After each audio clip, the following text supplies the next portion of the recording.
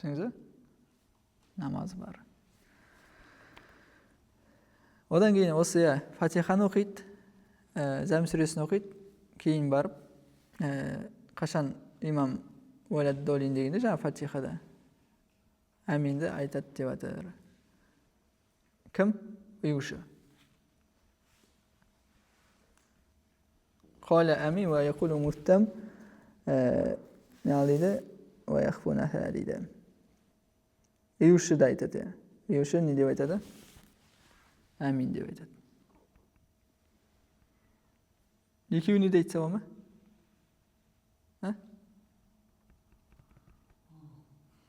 Болады. Енді бұл қараңыз, бұл ненің орны? Жаңағы біз рукуққа келдік қазір. Бұл жаңа ненің орны? Такбир тахриманың орны қиям. Қиям да орын алу керек. Аллаху акбар деп айтқан сөзіңіз сіздің бұның орны бар енді. Бұл қаяқта айтамын мен деген. Бұның орны қиямда орын алу керек. Демек, мысалы, көп жағдай болады андай, мысалы, жамаат мысалы не істеп кетті, намазға келіп кетті, мысалы, Аллаху акбар деп кетеді. Ол дұрыс емес. Мысалы, қараңыз, бұның орны қиям. Аллаху акбар деген нәрсе қиямда орын алу. Егер мысалы Аллаху акбар деп, мысалы, рукухта ро деген әріп бар ғой, Аллаху акбар дегенде ро деген әріп, сол рукухта айтылып қалатын болса, бұл демек такбир тахрима жоқ деген сөз болды. Түсіндіңіздер ме осы нәрсені? Аллаху акбар айтып жүз қимылдайсыз да? Сондықтан да Аллаху акбарды айтқан кезде бұл нәрсе полностью қиямда орын алу керек. Бұл Аллаху акбар жартысы мынаяқта кетіп қалмау керек. Асық келіп, роның өзі мынаяққа түсіп кетуі сіздің намазға дұрыс кірмеуіңізді көрсетеді. Сразу тек Аллаху акбар уже бұл қиямда орын алу керек бұл не. Аллаху акбар біреулер бүйтіп сразу көріп кетеді. Рукухта айтып отырады уже Аллаху акбар деп. Ол неге кірмеген болып саналады? Намазға кірмеген болып саналады. Өйткені қиямда бұл ненің орны? Такбир тахриманың орны. Қиямда. Одан кейін рукухтың ең төмен мөлшері мен сіздерге алдында көрсетіп жүрмін. Қалай дедік? Мысалы, рукухтың мына саусақтар мына жерге жетсе болды. Түсіндіңіздер ме? Мына жерге жетсе. Осы рукух. Келді? Мысалы, битсе, демек не бар? Рукухқа тұр. Ал біз орындап жүрген мынау не ол? Кемел. Кемел рукух. Қолды ашып. Сондықтан да жаңа бір адамның Аллаху акбар бүйтіп келгенде мынаяққа не істеп кетсе, ол болмайды екен де өш. Аллаху акбар деп мынаяқты ро деген өш мынаяққа кіріп кететін болса, соны айтып жатырмын, болмайды деп. Әйел адамдікі, әйел адамға наоборот керісінше оған барынша жинақ не істеу керек. Біз ер адамдар ғой, әйел адамға мысалы бүйте қойса жеткізеді. Керісінше ол. Түсіндіңіздер ғой да? Рукухтың ең бұл төмен мөлшері. Мысалы бұл нәрсені қашан пайдалансаңыз болады, мысалы сіздің беліңіз ауырып тұрса, қандай да бір машақат болып тұрса, сол кезде жаңа нәрсені до конца бара алмай тұрсаңыз, рукухқа, сол кезде не істесеңіз болады, алсаңыз болады жаңа нәрсені. Ең төмен мөлшерін айтып жатырмын сізге. Мен мұны сіздерге айтып жатырмын, қайталап айтамын. Тағы да бұл осылай істеу керек деген нәрсе емес. Бұл сіздерге нақты нәрсенің қай кезде қандай амал болады, соны айтып жатырмын. Кім? Сіз уже осыдан кейін не нәрседе не бар деген нәрсені былай шығарасыз. Бұл солай істеу керек деген нәрсе емес. Сіздер ода оны.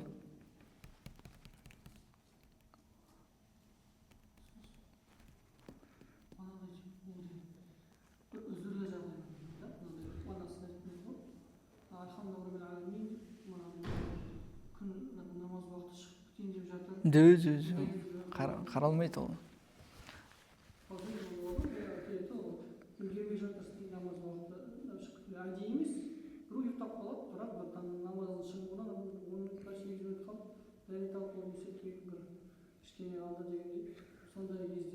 Болмайды.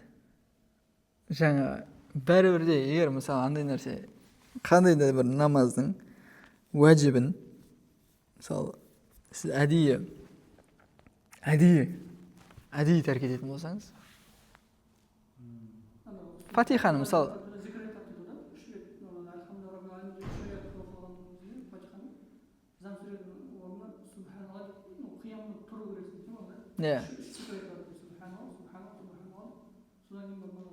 ол не ғой, ол 4 ракат намаздардың 3 пен 4-тері ғой. Ол жерде оның үкімі сүнна. Ол жерде ондай нәрселер болады мысалы. Ол жерде мысалы ол жерде жақсы рұқсат ететіндер бар. И то оның өзі фитнаға алып келеді негізі. Ол нәрсе мысалы нелерде істелмейтін мешіттерде. Ол мысалы жақсы мүмкін сол не істейтін болсаңыз болады істеуге. 3 пен 4-те ғана бірақ. 1 мен 2-деге дәл мысалы әдейі фатиханы тәрк ету деген нәрсе мен сен айтып отырмын жаңа қандай да бір мысалы амал әдейі тәрк етілетін болса, уәжіп әдейі тәрк етілетін болса, оны қайталау уәжіп болады. Фатиха сүресін оқып кейде болады ұмытып қалады да мысалы. Күнде оқып жүрген болса да ұмытып қалатын жағдай болады мысалы фатиха сүресін. Оқып қояды мысалы. Ортасына келгенде проблема жоқ, ұмытып қалуда. сол кезде Кетіңіз, зәмсүреге секіріп кетіңіз, сәху жасайсыз. Бұл жерде әдейі емес. Әдейі деген нәрсеге сәху сәжі жүрмейді ол. Сәху деген нәрсе ол шариғатталды қателікке ғана. Жаңағыдай қателесіп қалу, ұмытып қалу деген нәрселерге ғана сәху сәжі жүреді. Әдейі істеген нәрсеге сәху сәжі жүрмейді. Бұл түсінікті ғой да?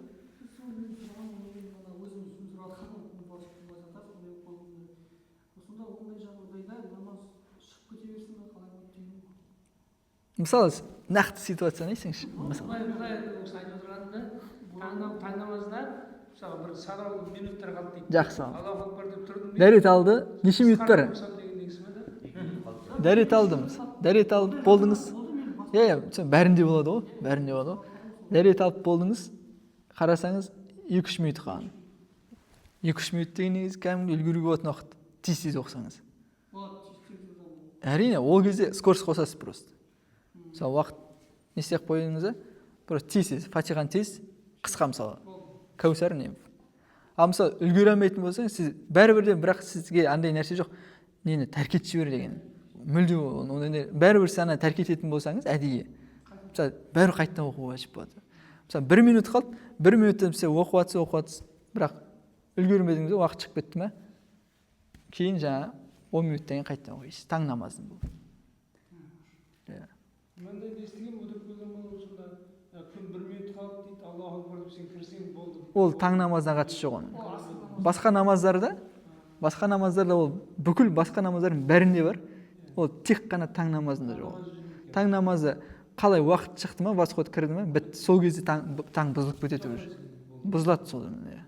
Уже сіз бүйтіп әссәләм деген сөзді үлгеру керек қой. Әссәләм деген уәжіп. Алейкум рахматулла деген сүнна. Сіз деген бүйтіп келгенде әссәләм дегенде айтқан кезде бас қойып кірсе болды ғой. Демек, үлгердіңіз осы шығып.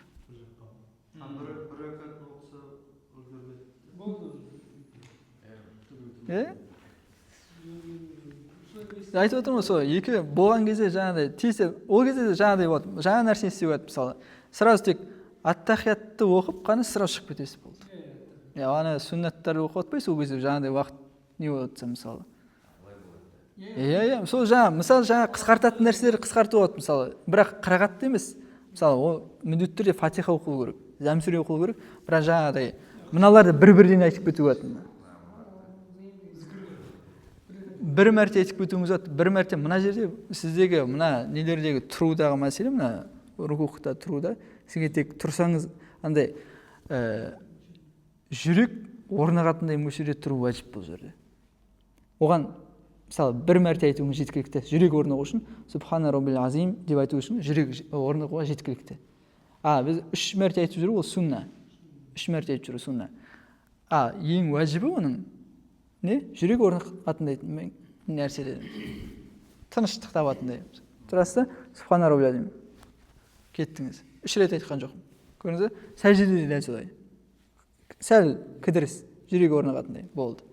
Осылай және осыларды қысқартсаңыз болады да мысалы. Қырағатты емес.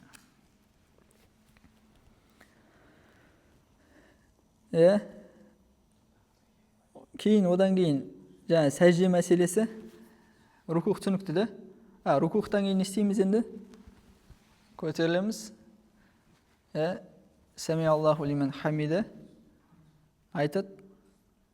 Одан кейін барып, мына жерде енді былай имам ұйушы деген нәрсеге келтірген ғой. Мысалы, жеке айтатын болса адам, Сәми Аллаху лимен хамида, Роббана лакал хамд деп айтамыз жеке оқысақ. Ал имаммен тұрған кезде, имам айтады бұны, Сәми Аллаху лимен хамида, Роббана лакал хамдты кім айтады? Ұйушы айтады деп атыр.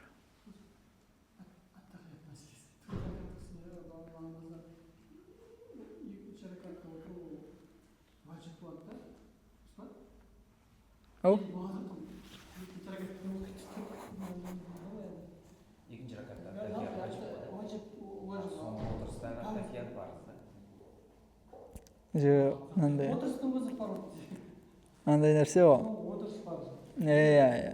Ат-тахият деген нәрсе, жалпы ат-тахият деген нәрсе намазда уәжіп болды. Ол бірінші отырыс болсын, екінші отырыс болсын, ат-тахият дұғасының өзі уәжіп. Ат-тахияттың мөлшері бірінші отырыста уәжіп. Ат-тахият мөлшерінде отыру екінші отырыста фарз. Мөлшерінде отыру. Екінші отырыста парыз болып саналады. Одан сәжде мәселесін айтайық. Сәжде мәселесіне жаңағыдай не істейміз? Жаңағыдай енді рукухтан тұрдық. Сәми Аллаху лимен хамида, Роббана лакал хамд айтты. Енді неге кетеміз? Сәждеге кетеміз. Сәждеде мына екі қол қандай мөлшерде жатады дейді. Мысалы, басыңыздан бір нәрсе түсіп кететін болса, мынаған үстіне құлайтындай мөлшерде тұру ма жерде? Сол мустахаб болса. Осы әдемі кайфиясы. Сәжденің.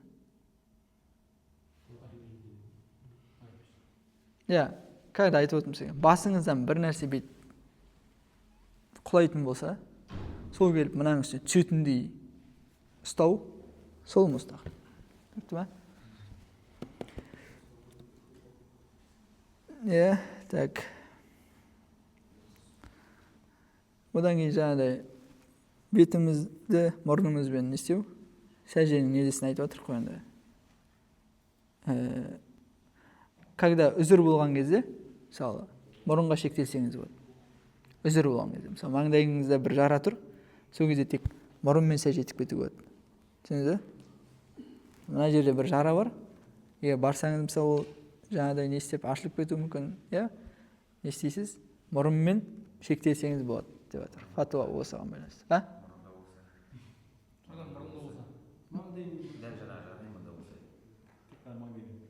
Екеуінде де ме или? Жалпы негіз маңдай ғой. Жалпы негіз маңдай ғой.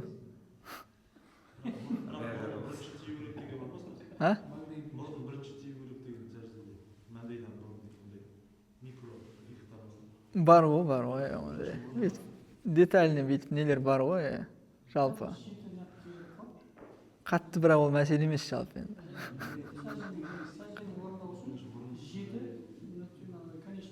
Иә.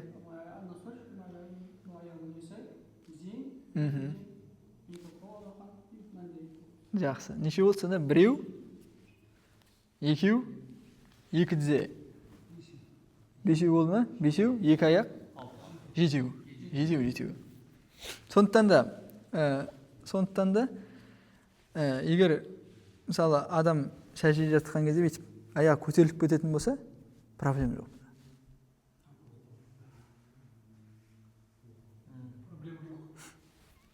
Бұл өткені бұл не? Хадис. Бұл жаңа кісінің айтып отқан бұл хадис. 7 мәртемен сәжде ету. 7 жермен сәжде ету. Аят айтты сізге, иркау васджуду деген аят. Рүкү қылыңдар және сәжде етіңдер деді. Аят сізге рүкү қылыңдар деді, дұрыс па? Және не? Сәжде етіңдер деді. Сәжде етіңдер дегенде енді хадис жақсы, сәжде етіңдер деді. Сәжде немен жүзеге асады? Маңдаймен жүзеге бітті. Яғни, демек мен маңдайымды тигізсем, мен сәжде қылдым ба? Қылдым. Мен ана жақта аяғым бүйтіп көтеріліп кетіп жатыр ма? Ол нәрсе проблема. Уже мен аятқа амал етіп тұрмын ба? Сәжде қылдым ба? Демек, мына аятты, мына хадис келіп алдында айтқандай ғой. Не істей алмайды екен? Хукімін өзгерте алмайды. Егер мен айтатын болсам, мына хадистегі жаңа екі аяқты бүйтіп көтеріліп қалған кезде ол жаңа сәжде дұрыс болмай бұзылып кетеді дейтін болсам, онда мен мына аятты хукімін өзгерткен боламын. Өйткені мына аят тек қана сәжде қыл деді болды. Рүку қыл және сәжде қыл деді. Сәжде тек қана немен жүзеге асады, жаңа маңдаймен жүзетін деді. Сәждені орындадым деген сөз. Біз бұл ең басында айтқанбыз бұл нәрселерді. Яғни Құранның үкімі келеді, мына жақта хадис келеді. Хадис келіп Құранның үкіміне өзгерте ала ма? Когда ол өзгерте алатын еді, қашан? Хадис мәшһүр және мутаватир болған кезде. Егер хадис сахих болса да, ол өзгерте алмайды. Егер ол ахад болса, айттық. Бұл кәдімгі үлкен нәрсе бұл негізі фиқта. Көрдіңіз, бұл уже бір мысал келіп қалды мына жерде. Так. Аяқ мәселесі қалай, несі жоқ па?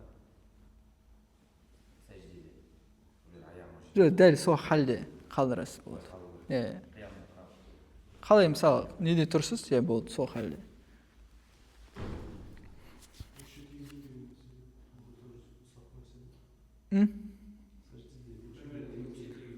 Сөйтіп, не істейтіндер бар, айтатындар. Бірақ жалпы былай көзқараста, жоқ, мұстахаб деген былай ғой. Мысалы, намазда қалай хая тұр, аяқ, дәл солай қалдыру. Жалпы намазда бір қажет болмаса, бір андай артық амалдарға бармау керек адам. Бір өзінше бірдеңе қоса бермеу керек. Мысалы, қалай келді, дәл солай. Анағанда бүйтіп өкше қосу дегенге нақты ондай ешқандай дәлел жоқ. Мысалы, өкше қосады дегенге. Мысалы, қалай келді, дәл солай. Сол былай нелердің көзқарастары ғой ғалымдардың. Бірақ жалпы қалай бар, солай абзал. Абзалы жалпы намазда бір көп қимылдар жасамау негізі. Қалай барынша тыныш тұру ғой намазда. Тыныш. Бүйтіп теңселмей, тыныш тұру намазда. Одан кейін барып жаңа қай жеріне келіп едік? Сәждеде жаттық, кейін тұрасыз. Осы тұрыста да не істеу керек? Жаңа жүрек тынышталатындай мөлшерде. Мысалы, қандай дұға бар еді осы жерде? Сүннетте келген. Екі мәрте, марратайни. Робби хвирли. Қайттан неге барасыз? Сөйтіп сәждеге барасыз да, сөйтіп неге барасыз? Екінші ракатқа тұрасыз, екінші ракатта дәл солай оқисыз да, соңғы неге келесіз? Отырысқа. Соңғы отырыстың үкімі не болып саналады? Парыз болып саналады, ат-тахият мөлшерінде отыру. Ат-тахияттың үкімі, дұғаның үкімі. Бұл уәжіп. Бұл бірінші отырыста да уәжіп, екінші отырыста да уәжіп. Айырмашылық, бірінші отырыста ат-тахияттың мөлшері уәжіп, екінші отырыста ат-тахияттың мөлшері парыз. Бірақ дұғаның өзі не? Екеуінде де уәжіп. Түсінікті ме бұл? Демек мен бұны тәрк ететін болсам, не болып саналады? Уәжіпті тәрк еткен болып саналамын. Ат-тахиятты тәрк ететін болсам.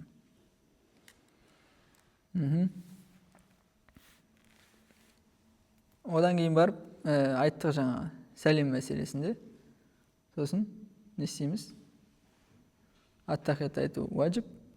Одан кейін салауат дұғасы айту сүнна. Кейін мысалы қалағаныңызша дұға етсеңіз болады. Сүннетте келген болсын, Құранда келген болсын, бүкіл дұғаның орны келіп тұр енді қазір. Неден кейін? Салауаттан кейін. Біздер көбіне айтатымыз, Роббана атина фид дуния хасананы айтамыз, дұғалардың төресі деп. Бірақ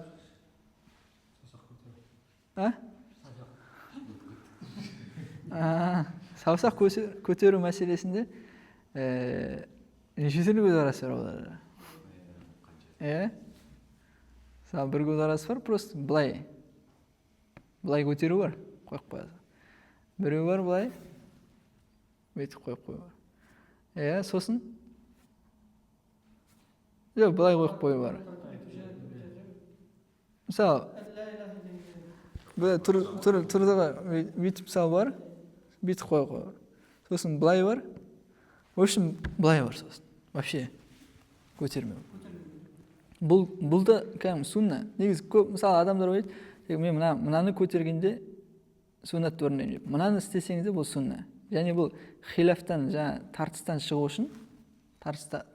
үшін осы қуатты болып саналады. Қозғамау. Қозғамау қуатты болып саналады. Жоқ, қуаттысы осы ішіндегі. Потому что біздің фиқ кітаптарында көтеруді макрух деген көзқарастар келген. Бір жақта суннат деп келген, сунна. Бір жақта көтеруді макрух деген келген. Көтермеу жайында да көзқарас бар. Сөйтіп фатуада, ханафи мазхабында, біздің муфтиятта да неге фатуа береді? Көтермеуге береді. Көтеріп атсаңыз ешқандай проблема жоқ. Бірақ сіз ойламаңыз, мен көтермесем суннатты тәрк етіп жатырмын деп. Сіздің мынауыңызда сунна. Еще ол қауи сунна. Басым. Сонымен жаңа соңында айттық, енді содан кейін дұғаны қалағаныңызша айтасыз.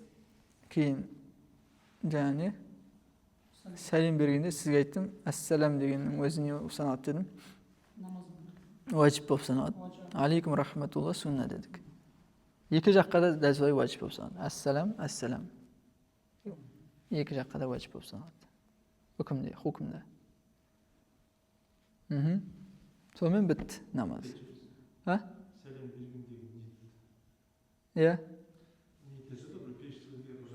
бергендегі ол енді жоқ, сақтық дегенде ол енді жалпы фиқ кітаптарында келеді ғой.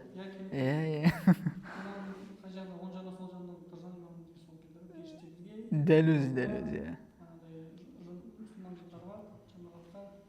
Оң жағындағы адамдарға, сосын періштелерге, осы нәрсе келеді.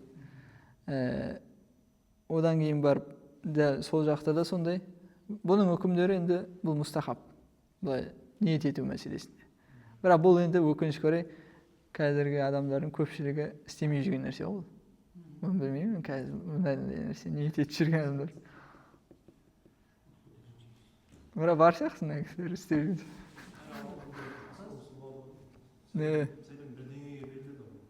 жүрген. Жоқ, тәслим намаздан шығаратын нәрсе. Тахрим кіргізетін нәрсе. Не ол? Тілмен мұстахабта, жүрекпен намазда ғой тек саналымыз ғой енді. Бізде намазда ниет дейтін жүрекпен саналады ғой. Ал бірақ басқа мәселелерге келгенде мысалы басқа мәселелерде ғой, фиқта намазға келгенде жүрекпен ниет тілмен айтсам мұстахабта, жүрекпен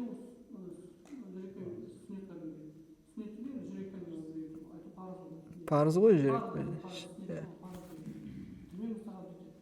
Ал намаздан тыс басқа шаруаларда тарақ болсын, басқа нәрсе болсын, ойнап айтсан да дейді, ол ниетің болмаса да уже тілмен сол түседі дейді.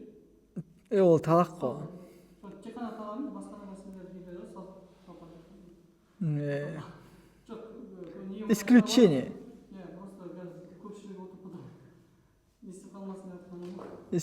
Исключение. Кей мәселелерде ондай нәрсе исключение.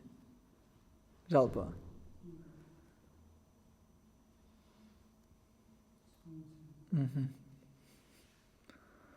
Жақсы, онда бар ма осы бүгінгі не бойынша сұрақ?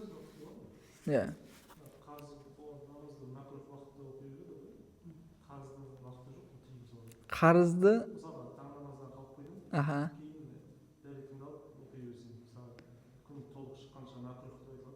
күн толық шыққанша дегенде, мысалы, күн шықты, мысалы, восход. Сөйтіп, где-то сізге оқуға болады намазды бір 10 минуттан кейін болды. 10 минут бірақ осы жерде бұл харам намаз. Қандай намаз оқысаңыз да жоқ.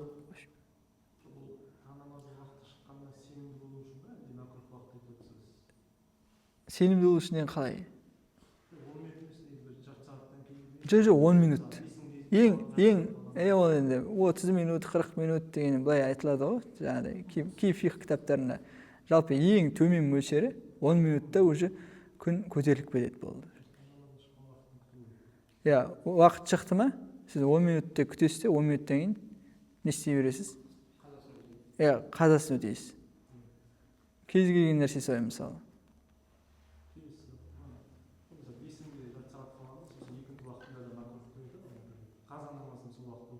Екінті мағриб намазына где-то бір 20 минут қалғанда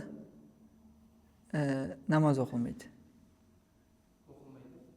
Тек сол күннің мағрибі, асыр оқылады. Асыр уақыты ғой мысалы.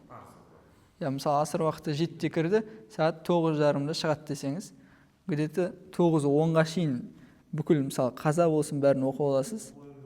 9:10-ға дейін мысалы мен айтады. Уже 9:10-нан 9:30-да уже мағриб кірейін деп тұрса, және 20 минутта тек сол күннің асырын әлі оқымаған болсаңыз, сол күннің асыры ғана оқылады.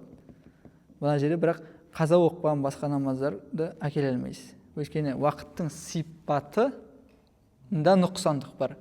Сіздің мойныңызға бекіген намаздың сипатында кемел бекиді ол. Кемелді сіз нұқсандық кезінде өте алмайсыз. Алып келіп. Кемел уақытта өтелу керек. Кез келген намаз, егер ол уақыттан шығып кететін болса, сіздің мойныңызға кемел түрде бекиді. Не үшін мен асырды оқи аламын ол жерде? Мысалы, асыр уақытын оқып отырамын да, шығып кететін болса, мағриб кіріп кетті, мен асырды оқып жатқан кезде. Өйткені асыр маған ол жерде бекіді нұқсандық халінде. Дұрыс? Нұқсандық халінде бекіді, нұқсандық халінде атқара аламын.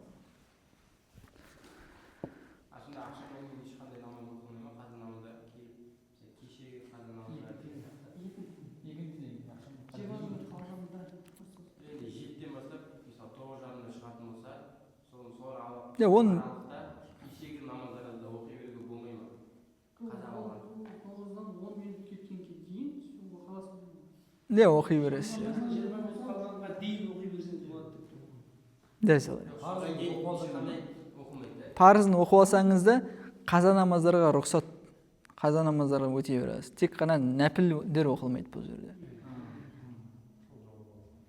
Яғни асыр намазы мен таң намазынан кейін парызы оқылып қоятын болса, таңның парызы оқылып қойды, сосын асырның парызы оқылып қойса, бұдан кейін нәпілдер жоқ. Ешқандай нәпіл жоқ. Ханафи мазхабында. Кеп қалды болса, бір жамағат сүннетке үлгере алмай қалды. Не оқыды? Жамағатпен таңды оқыды. Артынша не оқымайды? Сүннет оқымайды.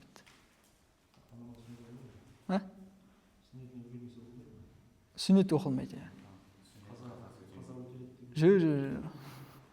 Сүннет оқылады, сүннеттің қазасы өтеледі деген нәрсе бізде имам Мұхаммад айтады. Ето ол уақыт шыққаннан кейін бар, духаның уақыттарында өтейсің дейді болды. Ол намаздан кейін емес. Мысалы, келдіңіз сіз, мешітке кіріп келдіңіз, қарасаңыз, жамағат таң намазында тұр. Сосын сіз қарау керек ол жерде. Егер ол кіріп келген кезде жаңа уже рукуға кетіп жатыр, рукуға кетіп жатқан кезде жаңағыдай не істеп, мысалы уже отырып жатса, отырысқа. Үлгермейтініңізге нақты көзіңіз жетіп тұрса ғана жамағатқа кіресіз. Егер үлгеремін деп тұрсаңыз, мынаған дейін имам қазір сәлем бергенше мен кіріп үлгерем деп тұрсаңыз, онда бірінші сүннет оқып аласыз. Өйткені таң намазының сүннеті басқа сүннеттерге ғана қауи, күштірек. Түсінесіздер ме? Бұл жерде уже намаз оқушының ойына қарай тасталады. Ол үлгереміз ме, үлгере алмай ма деген емес. Үлгеретін болатын болса, онда бәріне де жаңағы не істеп алады. Сүннетті де оқып алады.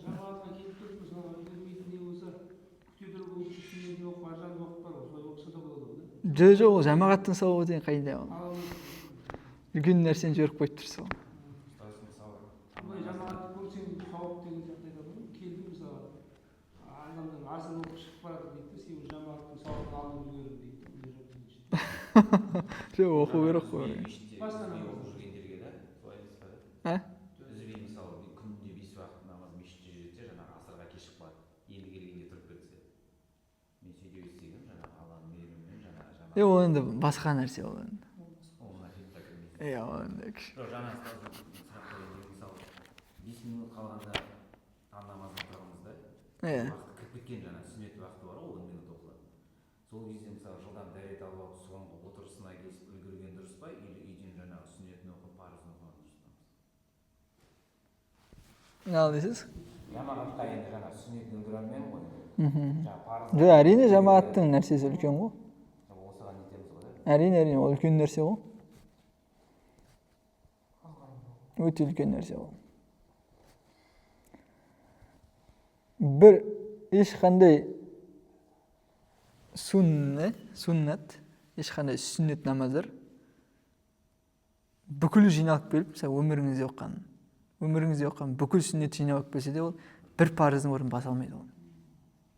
Енді сіз ойлаңыз, бір парыздың 27 есе еселеніп отырмыз, сауап деген. Ол қайда үлкен нәрсе ғой. Түсіндіңіз бе? Сіз айтқыңыз келген мешітпен жамағатта оқып бітсе, сосын барып басқа кісілерге соны айтып тұрдыңыз да? Басқа жамағатпен.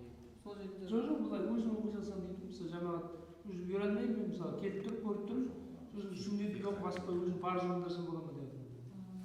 Бәрі енді таң намазын мешітте күн шығуға жақындағанда оқымайды ғой, басында оқиды, уақыт бар ғой дегендей. Просто кейде бізде мынандай да болады ғой. Жамағатпен намаз мынадай оқып болғаннан кейін бір мемлекет мынадай тағы да жамағатпен оқып соны абзалырақ дейтіндер де бар. Аслында ол олай емес те, ол тек қана мешітке келетін болса, ол имаммен сол мешітке сол жамағатпен оқыған кезде ғана ол сол салауатта. Жа қараңыз. Бұл жерде мынандай нәрсе бар. Мысалы, егер сіздің үйіңізде жамағат болатын болса, 27 есені үйден де болады негізі. Жақсы, ол мешітте жақсы. Мысалы, бір адам сіз үлгере алмадыңыз, тағы бір адам болатын болса, мысалы, бір-екі адам болатын болса, қасыңызда 2 адам нені ала аласыз? 27 есені алуға болады. Өйткені хадис айттық.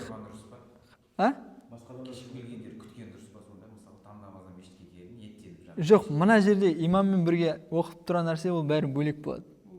Көпшілік қой. Қашан жамағатта количество көп мөлшерде болады, соншалықты оның сауабы да көп болады. Енді сіздің қасыңызға келетін минимум как бір 2-3 адам мысалы, қосыласа, и то. Бірақ ол жерде де 27 есе жоқ деп айта алмайсыз, өйткені хадис айтты, жамағатпен оқыған намаз, екі оқыған намаз 27 есе сауап тұрады. Ол мешіт деп бөлген жоқ. Үйде де солай. Ол мешіт деп бөлген жоқ ол жерде. Именно мешітте оқысаң ғана 27-ні аласың деген жоқ. Жалпы жамағатпен оқысаң 27 есен аласың. Әрине.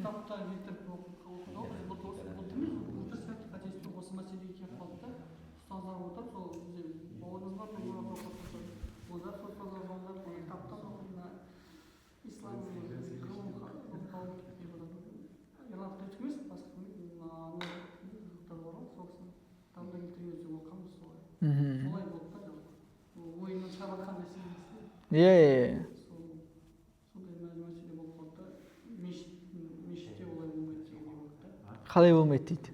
Мешіттегі манандай 27 сауапқа ие болмайсың деген. Манағыдай ол имам азан шақырып алды, сақтында. Басқа жаңағы оқысаң, сен өзің оқысаң да абзалы дейді де тығылып, сен уақытын үлгермей қалдың ба, манағыдай сонда намазға үлгере алмасаң, абзал бір жерге барып, манағыдай солай оқып алсаң. Ала аласыз 27 есені. 27 еседе шектеу жоқ. 27 еседе, қараңыз, 27 еседе не жоқ. Ол тек жамағатпен оқылса ғана болды. Жамағатпен оқылса болды. Просто екінші жамағаттың болмауы жөнінде фиқх кітаптарында бар, мысалы. Ол когда, мысалы, екінші жамағат келіп, именно осы жерге келіп оқитын болса, осылай, ал егер ол жамағат келіп ана жерде оқыса, дым проблем жоқ.